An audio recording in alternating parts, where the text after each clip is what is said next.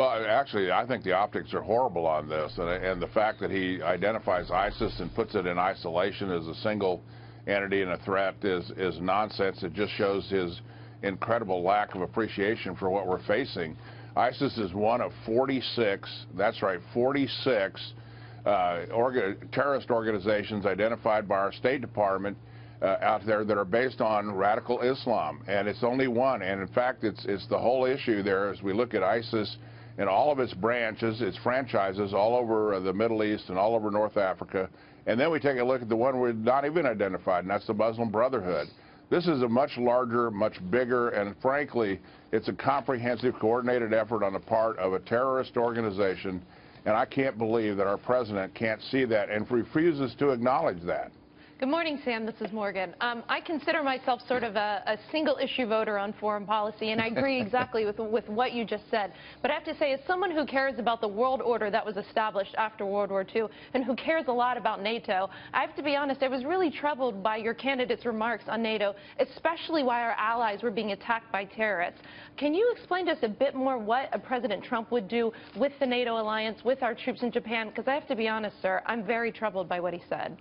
Well, I think, again, a lot of it is probably the whole issue. A broader explanation is probably critical here, and I appreciate you asking, Morgan.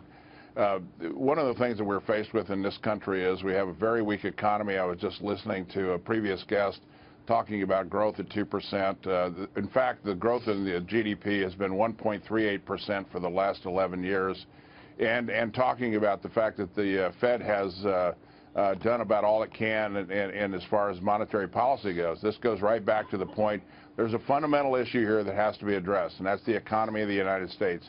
We cannot go out and continue to offer and police the world if we do not have a strong economy, and we cannot recapitalize our military and get back military readiness that is so critical here. We can't do it. And the fact of the matter is only 4 of the 28 nations in NATO actually step up and commit themselves to the 2% of GDP for defense spending.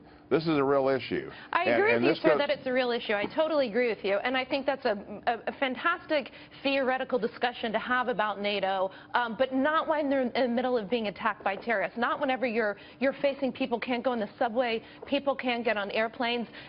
In theory, sure, let's discuss who should be paying more for NATO. Agree with you. But I think we should be standing in solidarity. The American president, whoever the next American president is, needs to let our allies know if you are attacked and the foundation of your society is attacked, that we will stand by you. This is the most important thing that we could possibly be discussing right now. Well, we could be standing by them, and we can still continue to work with them on the sharing of information and intelligence. But at the end of the day, it's up to the people of Belgium to protect the people of Belgium. It is up to the people of England to protect the people of England. Right. It is up to the Germans to protect the Germans.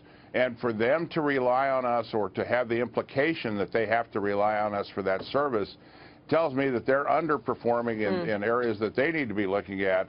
And in fact, we're overprotecting in other areas. This has been its tradition since 1945. And Morgan, I couldn't agree more with you on this issue. But this calculus and this template has to change. All right, let me